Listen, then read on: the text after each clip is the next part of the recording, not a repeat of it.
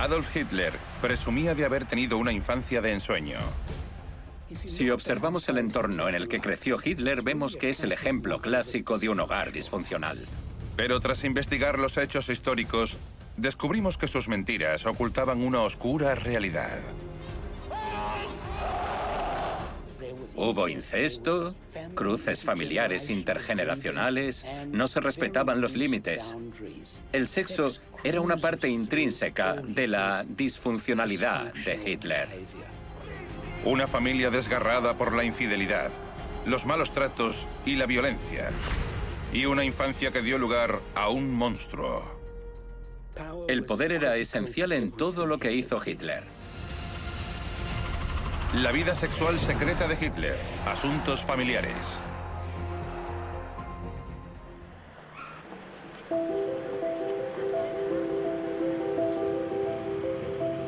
En 2017, la policía austríaca adquirió un histórico edificio de 3 plantas situado en la pintoresca localidad de Braunau am Inn.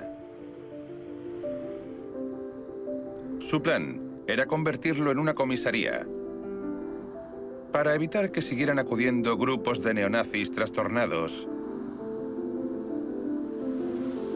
ya que aquí fue donde el 20 de abril de 1889 nació Adolf Hitler.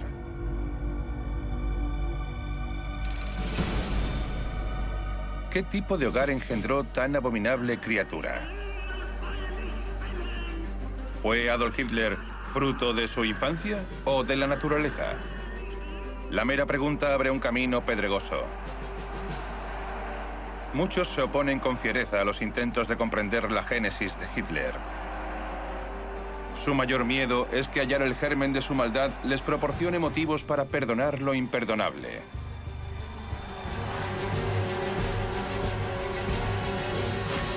Otros creen que entender la psique de Hitler es extremadamente importante. Podría llegar otro Hitler al poder. Nunca se sabe. Por eso, cuando se trata del mayor crimen de la humanidad, es decir, el Holocausto, hay que hacer todo lo posible para entender quién lo perpetró.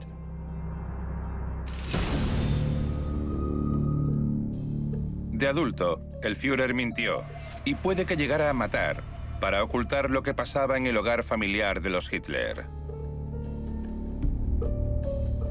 Pero lo que vivió bajo la influencia de una madre dependiente que le consentía y un padre violento corrompió su forma de ver el mundo e infectó su deseo sexual durante toda su vida.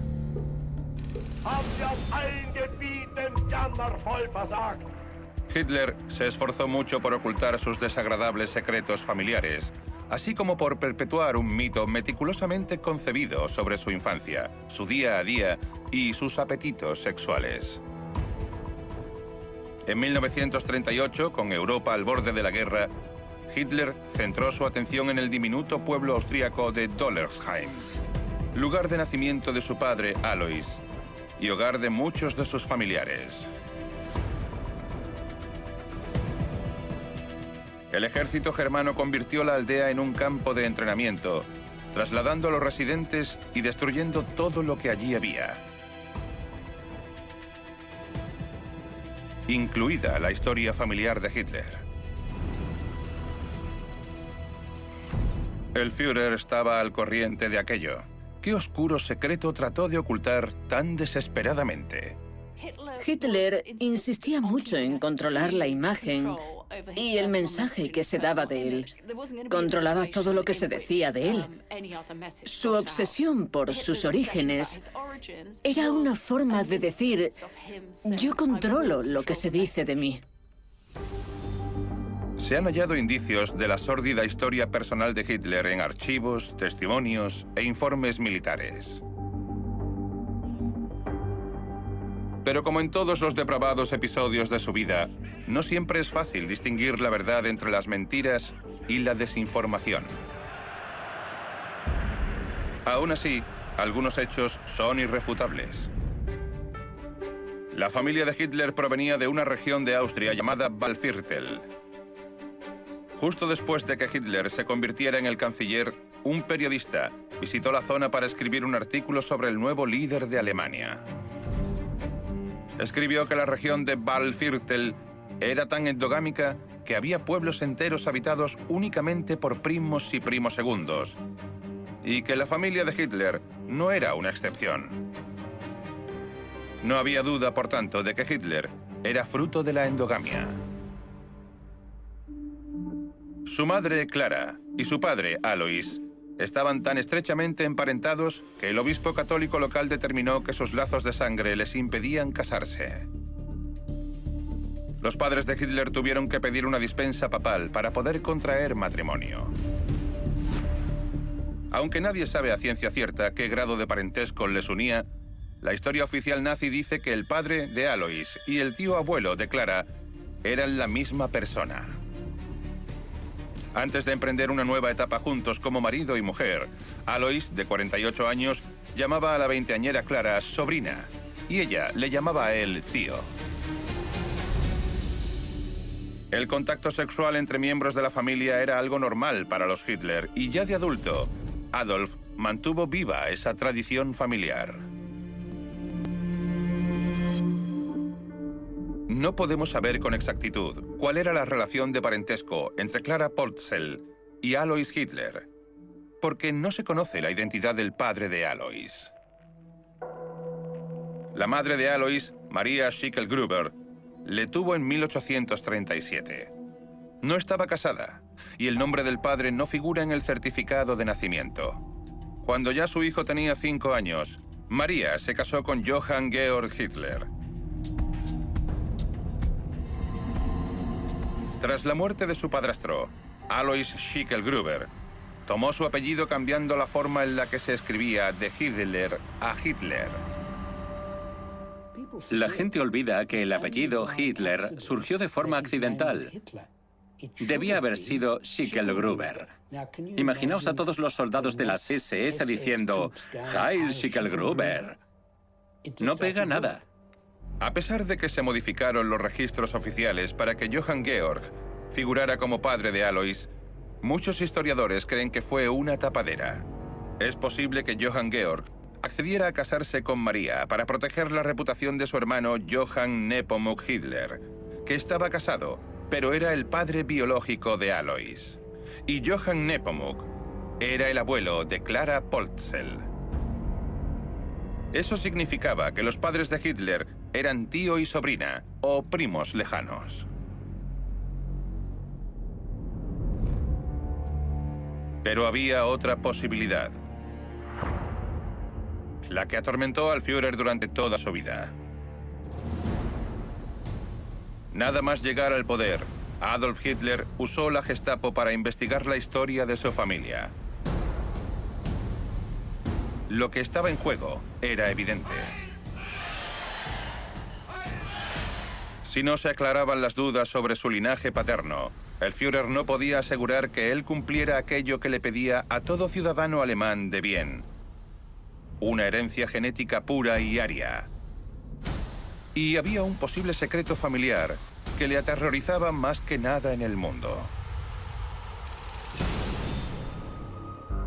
Corría el rumor de que Alois Schicklgruber no era hijo de ninguno de los hermanos Hitler. Se decía que después de dar a luz, María recibió ayuda económica de una familia para la que había estado trabajando en Graz. Esa familia era judía.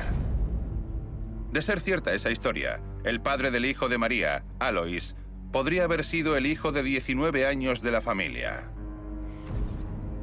Eso habría significado que Hitler era un cuarto judío. ¿Era eso lo que intentaba ocultar tan desesperadamente? La idea de que Hitler podría tener ancestros judíos es la teoría más controvertida sobre su ascendencia. Se discute mucho sobre la posibilidad de que tuviera ancestros judíos, pero creo que lo más probable es que no fuese así. Tenía motivos de peso para querer borrar de la historia su pasado familiar, porque iba totalmente en contra de lo que él promulgaba con su ideología nazi.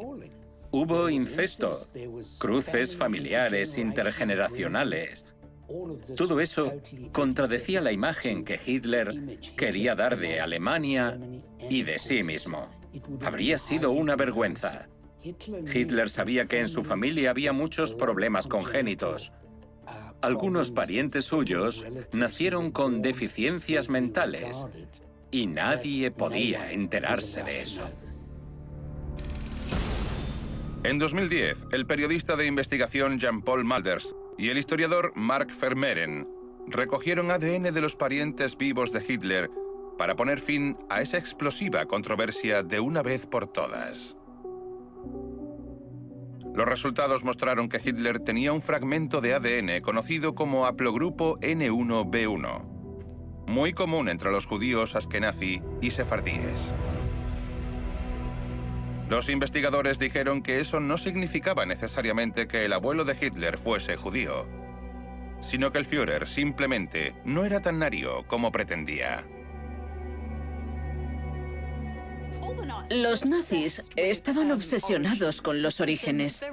Era algo muy importante para ellos. Se consideraban miembros de una raza superior. Así que era un régimen muy obsesionado con el linaje y la pureza de la sangre. De ahí la preocupación de Hitler por sus orígenes familiares y su inseguridad con respecto a esos orígenes. Las draconianas y antisemitas leyes de Nuremberg, aprobadas en 1935, provocaron que millones de personas que no pudieron demostrar tener un linaje ario fuesen enviadas a campos de concentración y asesinadas. Hitler estaba desesperado por demostrar su pureza.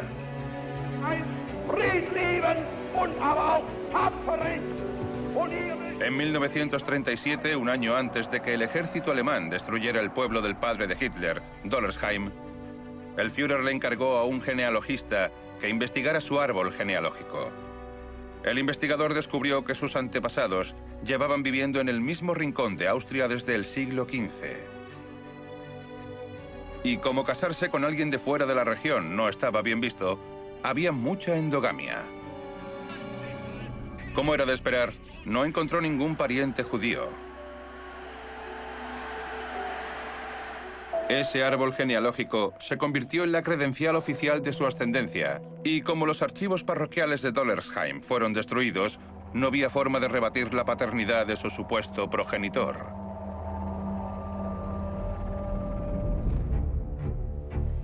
Alois Hitler era un funcionario austríaco mujeriego y alcohólico.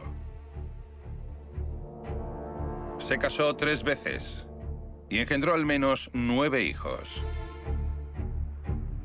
4 de ellos fueron concebidos fuera del matrimonio. La primera esposa de Alois era mucho mayor que él, Anna Glasl-Horer, quien le ofreció una generosa dote y mejoró su estatus social. Estando casado con ella, dejó embarazada a una criada de 19 años llamada Franziska Matzelberger, que dio a luz a su primer hijo, Alois Jr. Al mismo tiempo, mantenía relaciones sexuales con su nieta de 16 años, Clara Polzl, que cuidaba a su esposa moribunda. Tras la muerte de su esposa Ana en 1883, Alois se casó con Franziska, que estaba a punto de dar a luz de nuevo. La hermanastra de Hitler, Angela, nació 3 meses después. La muerte de Franziska en 1884 le dio vía libre para casarse con su sobrina Clara, cosa que hizo al año siguiente.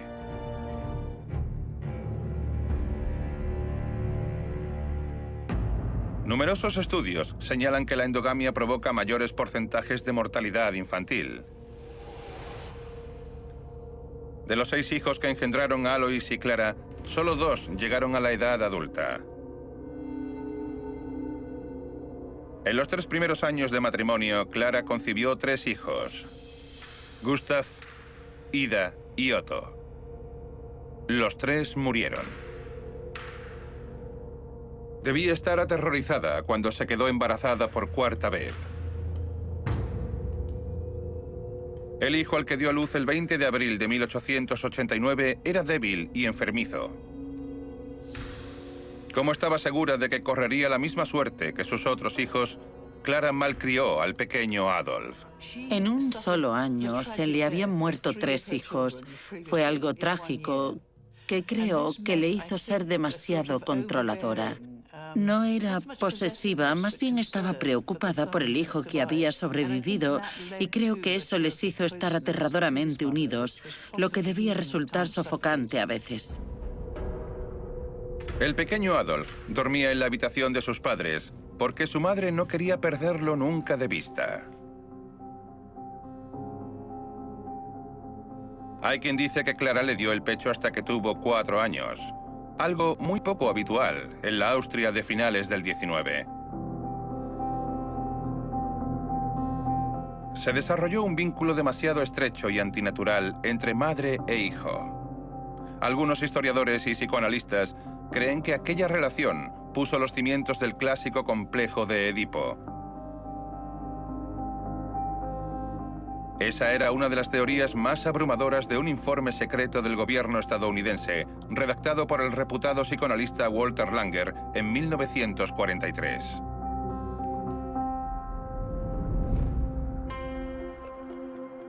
Era un informe exhaustivo, que basándose en más de 1000 páginas de entrevistas con algunos de los confidentes y personas más cercanas a Hitler, arrojaba un funesto diagnóstico.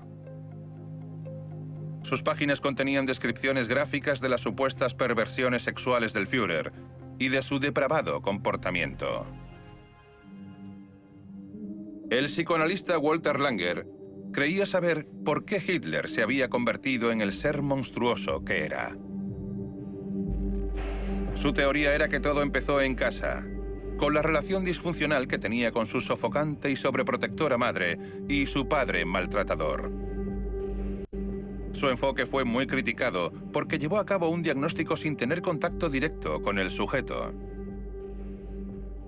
Además, los cáusticos testimonios de los antiguos camaradas de Hitler que aportaban espectacularidad al informe eran de todo menos fiables.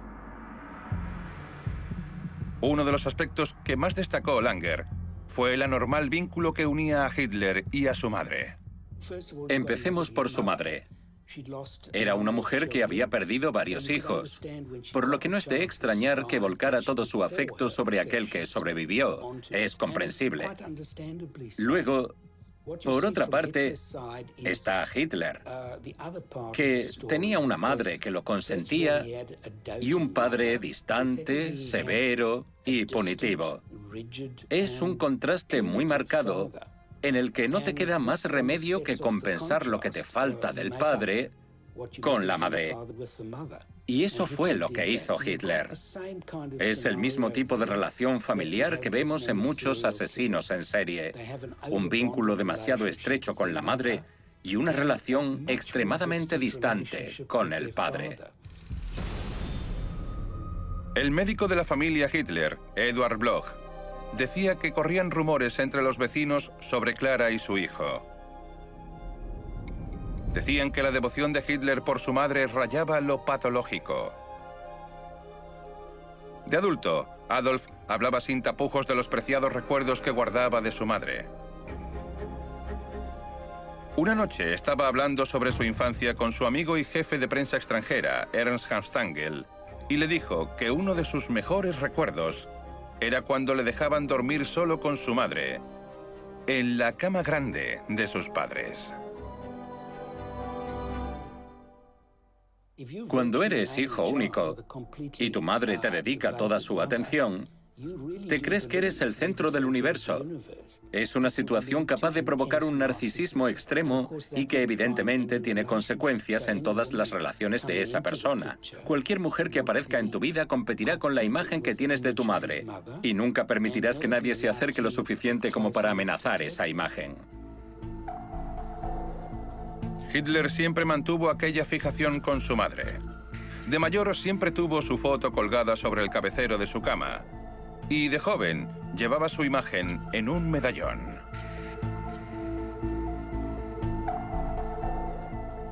La madre de Hitler tuvo muchísima importancia en su vida. Siempre llevaba consigo una foto suya. Él era su favorito, era muy especial para ella.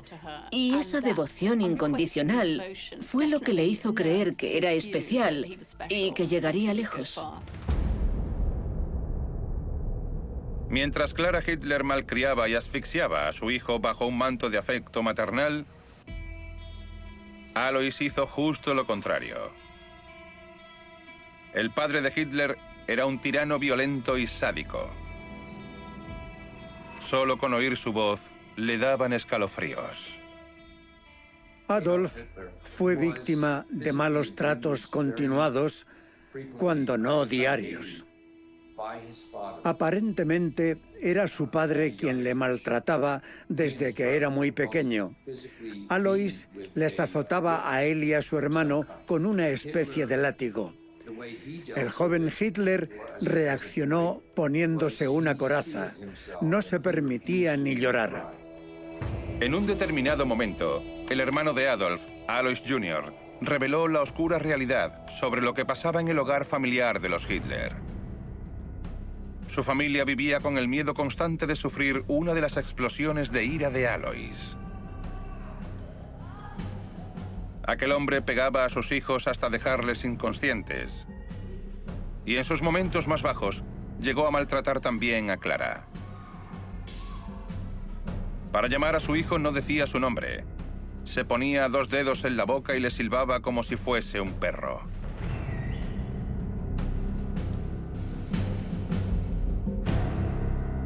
A su madre le aterrorizaba que le hiciera daño a su querido hijo. Hablando con su secretaria, Christa Schroeder, Hitler mencionó alguna vez los episodios violentos de su niñez. Le dijo que nunca quiso a su padre porque tenía un temperamento horrible y le azotaba. Clara temía que Alois llegara a causarle algún daño mayor a su hijo. El maltrato físico o emocional provoca lo que se denomina heridas narcisistas. Son heridas que dañan extremadamente a los hijos, pero que también dan lugar a un enfado extremo que deriva en una ira narcisista. Y esa ira se refleja en un deseo de ataque, en una necesidad de retribución, de venganza, que se vuelve bastante implacable. Pero, ¿es posible que algunos de los crímenes más atroces de la historia de la humanidad sean consecuencia de una infancia infeliz y marcada por los maltratos? Sí, el padre de Hitler le pegaba. Pero en la Alemania de finales del 19 y principios del 20, el castigo físico era la norma más que la excepción en la crianza de los niños. Y solo uno de esos niños se convirtió en Adolf Hitler. En el campo de batalla que era el hogar de los Hitler, la gran aliada de Hitler era su abnegada madre. Cuando su padre le pegaba, él se iba corriendo con su madre, que le protegía. Adolf siempre contó sobre todo con la protección de su humilde madre.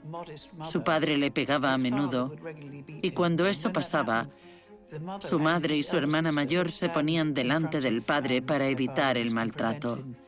Eso provocó que Adolf viera a las mujeres como protectoras desde muy pequeño. Pero aquella sensación de protección siempre fue unida a la incesante amenaza de sufrir un ataque violento. Algunos creen que una dinámica familiar como esta puede dar lugar a personas con arraigadas tendencias sadomasoquistas. ¿Fue esa dinámica una de las causas principales de que Hitler se convirtiera en el monstruo que fue? Si observamos el entorno en el que creció Hitler, nos damos cuenta de que es el ejemplo clásico de un hogar disfuncional, y eso tuvo que dejarle huella. No es poco común vincular sexualidad y violencia, es la base del sadomasoquismo. Ambos conceptos están tan interrelacionados que no se trata solo de lo que se hace sexualmente hablando, sino del modo en que se hace. El poder era esencial para Hitler en todo lo que hacía. En todas sus relaciones su máxima era: primero debo hacerme con el poder y luego ya veremos. Esa necesidad de expresar su superioridad, su poder, era uno de los elementos más destacables de su carácter. El lenguaje de la violencia era algo que Hitler ya dominaba a la perfección cuando llegó a la edad adulta. El ataque y la opresión formaban parte del día a día en el hogar de los Hitler. Y Adolf creció sin conocer otra cosa. No obstante, algunos creen que fue otro oscuro suceso el que quedó grabado a fuego en su psique. Freud estableció el concepto de escena primaria, que es el momento en el que un niño cambia o queda traumatizado por presenciar la cópula paterna. Hay mucha controversia en torno a la influencia real que esto puede tener, pero vivir en un ambiente en el que se está expuesto constantemente, no al sexo, sino a la violencia, tiene un efecto sobre las personas, las marca. Hitler tenía solo 13 años cuando su padre murió mientras se bebía su pinta de la mañana. Nada nos indica que Hitler llorara la muerte de su padre. La relación familiar antes era, por decirlo de algún modo, triangular. Estaban él, su madre y su padre, pero de repente pasó a ser binaria, y entonces su madre pudo dedicarse a él en cuerpo y alma. Le malcrió todo lo que quiso y más, cosa que a él, evidentemente, le hacía inmensamente feliz. Hitler tenía libertad plena para hacer lo que le viniese en gana. Se pasaba todo el día dibujando, pintando y escribiendo poesía. Más tarde, describiría aquella época como la más feliz de su vida, como un hermoso sueño. Pero las mujeres de la casa no llevaban una vida tan de ensueño.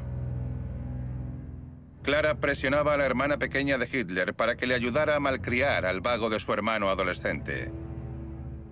Paula escribió en una ocasión en su diario que su hermano le cruzó la cara de un bofetón.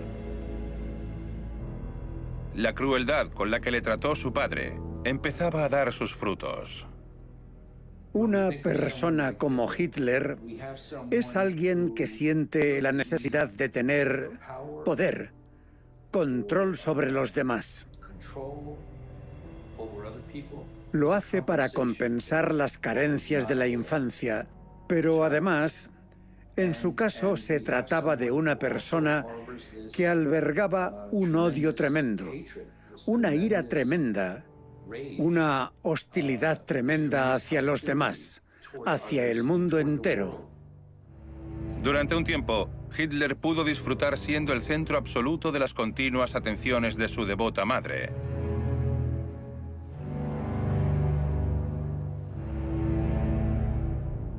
Esa etapa resultó ser tan perjudicial para su psique como los malos tratos de su padre. Un narcisista es alguien que está totalmente obsesionado consigo mismo y que considera que todos los que le rodean deben hacerle sentir mejor o ser castigados por no hacerlo.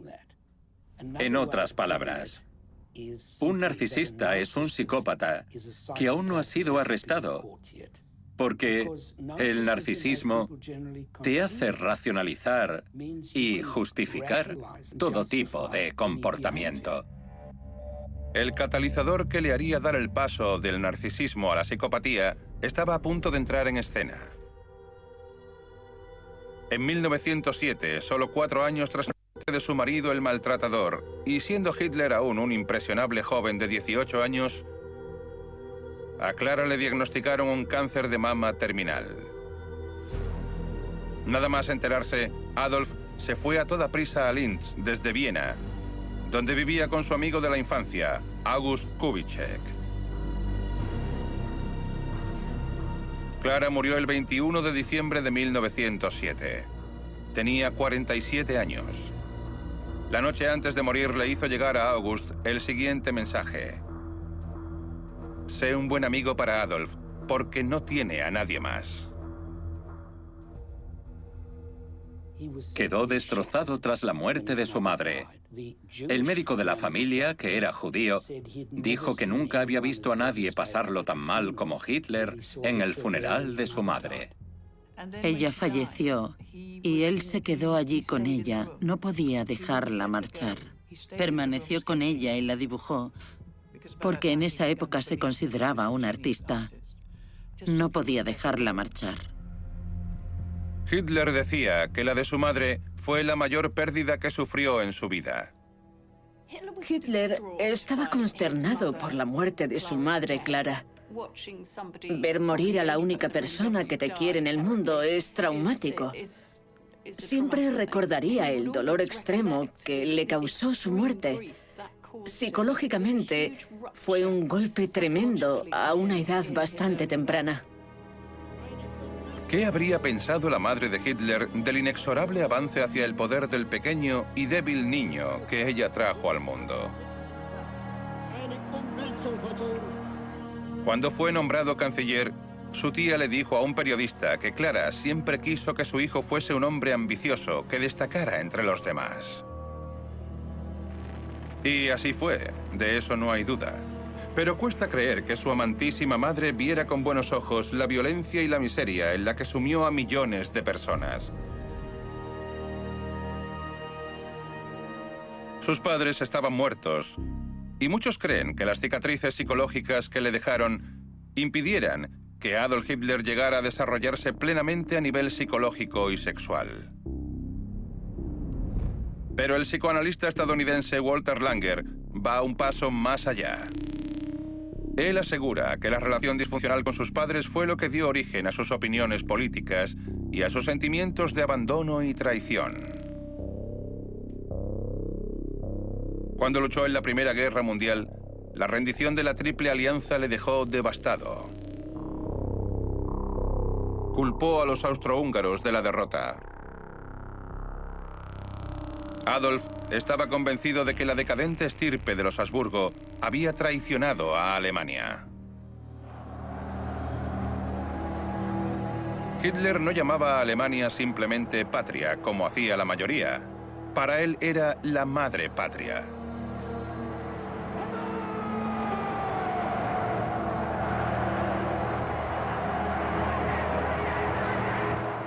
La vieja, exhausta y corrupta Austria era para él el equivalente de su despreciable padre austriaco.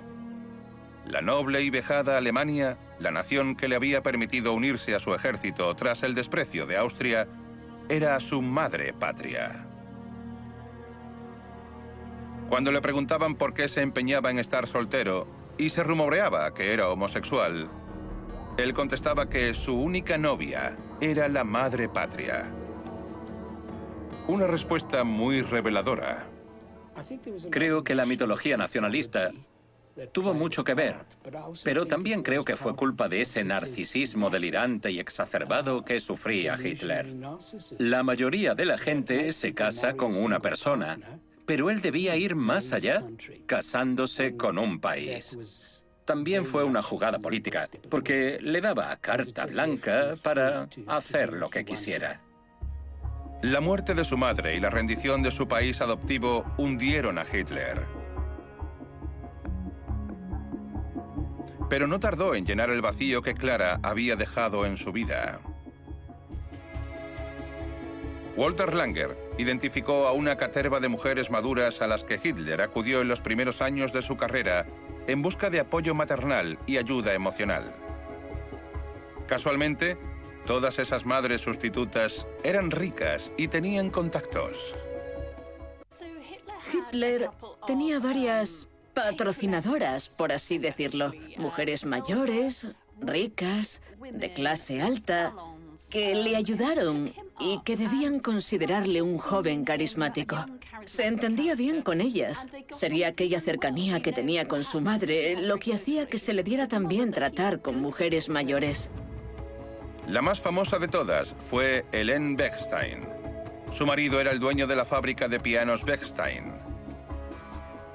Ella renovó su vestuario, le enseñó a comportarse en sociedad y le presentó a la clase alta de Baviera. Era su protegido, las tenía encandiladas. Él tenía la habilidad de conquistar a esas mujeres. Para un hombre que había tenido una relación tan estrecha con su madre, era fácil hacer que esas mujeres quisieran adoptarle. Dada la gran diferencia de edad que había entre ellos, la gente creía que era una relación platónica. Pero Otto Strasser, un cabecilla nazi que tuvo una encarnizada pelea con Hitler, describía sus interacciones como anormalmente íntimas. Hitler se sentaba a sus pies y cerraba los ojos mientras ella le acariciaba el pelo y le llamaba lobito. Bechstein les decía a sus amigos, «Ojalá fuese hijo mío». En su camino hacia el liderazgo vemos un patrón vital basado en desarrollar fuertes vínculos con mujeres mayores que él, como Bechstein y Wagner. Este hecho concuerda con una patología subyacente causada por no haber pasado página tras la muerte de su madre y la necesidad de tener figuras maternales a su alrededor que le mimaran y apoyaran. A medida que su carrera política fue tomando impulso, su sórdido pasado familiar empezó a manifestarse de la manera más escandalosa. Hitler centró su atención en mujeres más jóvenes, concretamente en su sobrina de 17 años, Geli. Su madre, Angela Hitler, tenía 6 años más que su hermanastro. Era la pequeña de los 2 hijos que Alois tuvo con su segunda esposa. Su joven hija, Geli, la sobrina de Adolf, fue la única mujer aparte de su madre que Hitler supuestamente amó. Y lo más inquietante es que lo más probable es que no fuese un amor platónico. La relación que tuvo con Geli fue para él la más importante de su vida. Obviamente es algo un tanto abrumador. Fue cuasi incestuoso. Era la hija de su hermanastra y la diferencia de edad era enorme. Ella conocía a Hitler de toda la vida. Se fue a Múnich con 17 años y se alojó en su casa. Ella quería hacerse un nombre y Hitler pensó que estaría más segura en su casa que en cualquier otro sitio. Sabemos que él se enamoró locamente de ella y ella era más joven que él, mucho más joven que él. Hitler tenía 36 años y ella 17, lo que para él era la edad perfecta. Le gustaban las mujeres muy jóvenes porque no representaban una amenaza. Eran dóciles, influenciables, y Hitler dijo a menudo que la mujer ideal era la mujer joven que se dejaba moldear por su pareja. Hitler se enamoró rápidamente de Geli y no le importaba que la gente lo supiera. A sus camaradas nazis aquello les sentó fatal. Más allá del problema de imagen que pudiera causar, creían que Hitler usaba fondos del partido para cortejar y vestir a su sobrina. No la escondía, más bien todo lo contrario. Era bastante extraño, ya que su andadura política acababa de comenzar. La llevaba a todas partes, al café, a las reuniones, a la ópera. No le importaba que le vieran con ella. Ernst Hanstangl consideraba a Geli una chica sosa y provinciana, pero decía que Hitler bebía los vientos por ella. Además, estaba totalmente convencido de que Adolf tenía relaciones sexuales con su sobrina. Era una mujer bastante atractiva y era muy extrovertida. Alguien dijo de ella que tenía un espíritu muy salvaje, que tenía una pasión salvaje hacia la vida y una actitud muy positiva. En el informe que redactó Langer para el gobierno estadounidense aparecían acusaciones más graves sobre la naturaleza de su relación.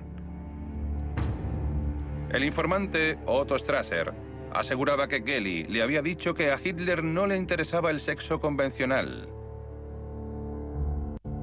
que lo que le gustaba era que Geli le orinara encima. No hay que olvidar que Strasser se la tenía jurada a su antiguo camarada, por lo que muchos dudan de la veracidad de su testimonio. Pero en su informe para los servicios de inteligencia, Walter Langer mencionó otras fuentes anónimas que afirmaron lo mismo.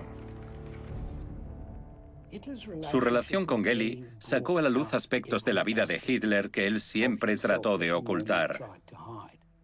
De ser ciertos esos rumores, habrían encajado perfectamente con algunas de las prácticas básicas del sadomasoquismo, que consisten en ser humillado, por ejemplo, con los fluidos físicos más desagradables.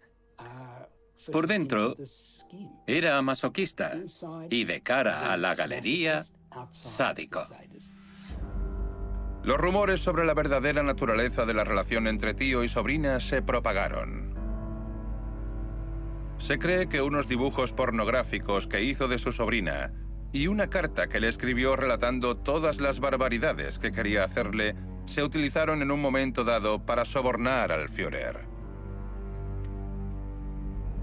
No sabemos hasta qué punto era cierto todo esto, pero lo que sí estaba claro para la gente de su entorno era que Geli no era feliz. La gente dijo que se fue volviendo introvertida y que perdió aquella alegría que la caracterizaba. Hitler la controlaba obsesivamente, era muy posesivo con ella, y eso acabó asfixiándola. Al final, se dio cuenta de que el trauma que le había causado Hitler era demasiado para ella. Si él en algún momento quiso castigarla, no creo que le bastara con quitarle la paga. Seguramente le hizo algo traumático que ella acabó suicidándose.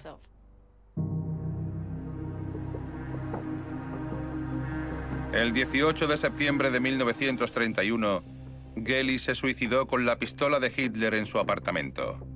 Tenía tan solo 23 años. Él quedó destrozado.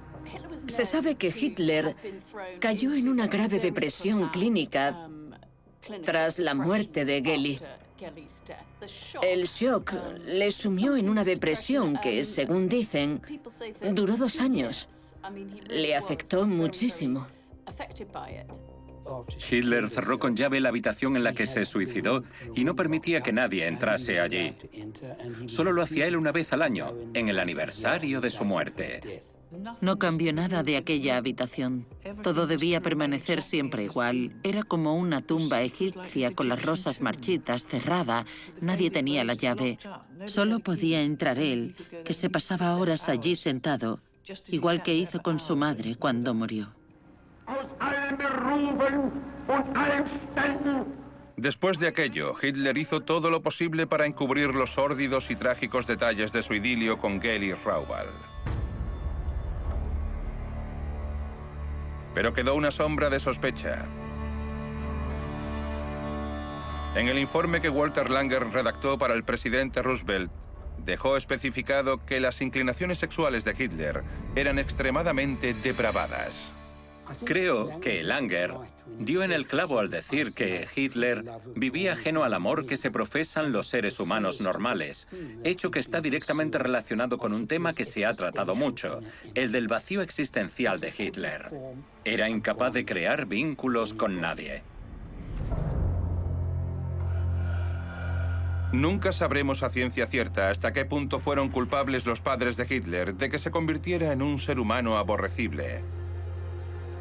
Pero un curioso suceso acaecido más adelante nos muestra los problemas que tuvo durante toda su vida para lidiar con sus sentimientos hacia sus padres. Aún después de haberse hecho con el poder y haber acumulado grandes riquezas, las tumbas de sus padres en Leonding seguían abandonadas.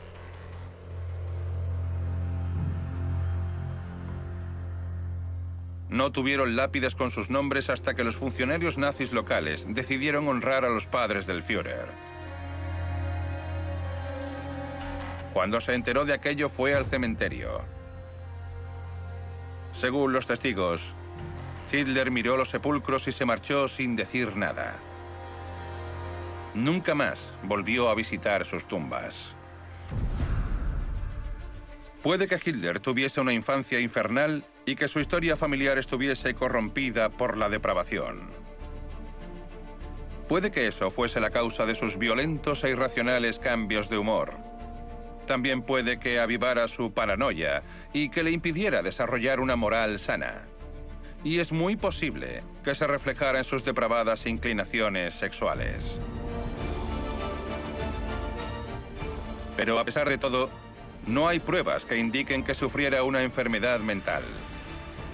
Sabía perfectamente lo que hacía. Y solo hay una forma de explicar su comportamiento. Hitler era la maldad personificada.